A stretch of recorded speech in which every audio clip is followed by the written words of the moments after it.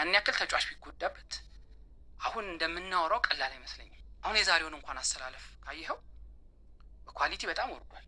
ለምሳሌ ዙቢሜንዲ ተጎድቶ ነበር ዛሬ በእርግጥ በቅጣት ምክንያት ነው የሌለው፣ ግን በኖጋርድ ነው የሚገቡት። በኖጋርድ እና በዙቢሜንዲ መካከል የእድሜም የጥራትም የብዙ ነገሮች ልዩነት አለ።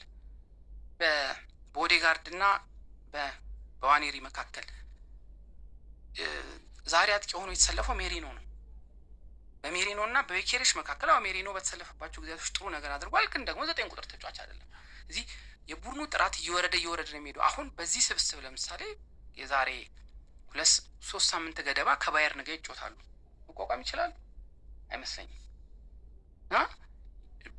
የፈለገ ጠንካራ እንኳን ጥልቀት ቢኖረው በተለይ በቻምፒየንስ ሊግ የመጨረሻ ዙሮች ፕሪሚየር ሊጉ ላይም ካሉ ከትልቆቹ ቡድኖች ጋር ከነ ሲቲ፣ ሊቨርፑል፣ ኒውካስል የመሳሰሉት ጋር ሲፎካከር መቋቋም ይችል አይመስለኝም። እና በተለይ ደግሞ አንድ አይነት ቦታ ሲሆን ብዙ ፈተና ያመጣል። ወደ ዮኬሬሽ ጉዳይ ስመጣ ዮኬሬሽ ቀስ እያለ ነበር እየለመደ የነበረው። በመጀመሪያዎቹ ጥቂት ጨዋታዎች ላይ ጎሎች አስቆጠረ፣ ሜዳው ላይ ቀለል ካሉ ተጋጣሚዎች ጋር። ከዛ ትችቶች እየመጡ ነበረ።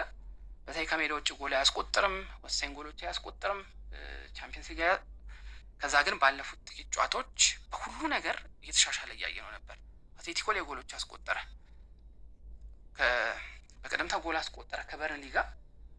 ለእኔ ግን ከጎሎቹ በላይ ዮኬሬሽ ሜዳ ላይ እጅግ አስፈላጊ ተጫዋች ነበር። ባለፉት ሳምንታት ሁለቱን የመሀል ተከላካዮች ጋር ሲፋለም የሚውልበት መንገድ፣ ከተጋጣሚዎቹ ጋር ሲጫወት ለሌሎቹ ተጫዋቾች ስፔስ የሚያስከፍትበት መንገድ፣ ፕሬሲንጉን የሚያስጀምርበት መንገድ፣ እያንዳንዱን እንቅስቃሴ በመጨረሻ ኃይሉ ነው የሚያደርገው እና ለቡድኑ ፊት ላይ በጣም ብዙ ዳይናሚዝም ሰጥቶታል። ብዙ የቦታ ቀይር፣ ብዙ ሩጫ፣ ብዙ ትግል፣ ብዙ ቀጥተኝነት ሰጥቶታል። ብዙ ተጋጣሚዎች ካየኸው ዮኬሬሽ ከመጣ በኋላ የመሀል ተከላካዮቹ ከሱ ጋር ጊዜ ማሳለፍን ስለሆነ የሚወስኑት ለሌሎቹ ተጫዋቾች የበለጠ ስፔሶች እያየን ነው።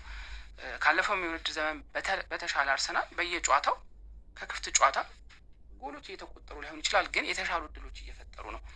ከዛ ደግሞ የመጨረሻዎቹን ጨዋታዎች ደግሞ ስቴ መሻሻሉ የአትሌቲኮ ላይ ኒውካስል፣ ከዛ ደግሞ በርንሌ የመጀመሪያው አጋማሽ በጣም ድንቅ ነበር።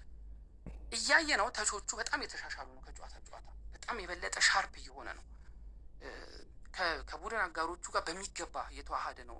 አሁን መጀመሪያዎቹ ሳምንታት ላይ እንትን ነበር። በተለይ ደግሞ ሳካ ዘግይቶ ስለሆነ የጀመረው እንዲሁም ከማዴኪ ጋር ቶሎ ተግባባ። ሳካ ዘግይቶ ስለገባ በሳካና በዮኬሬሽ መካከል ቶሎ መግባባት አልመጣም ነበር። ውጫዎቹን አይተዋወቁም። አንዱ ወደ ግራ ኳስ ያቀብል፣ አንዱ ወደ ቀኝ ይሮጣል። ቀስ በቀስ ያ ነገር እየተሻሻለ ባለፉት ጨዋታዎች አሁን በበርንሊ ጨዋታ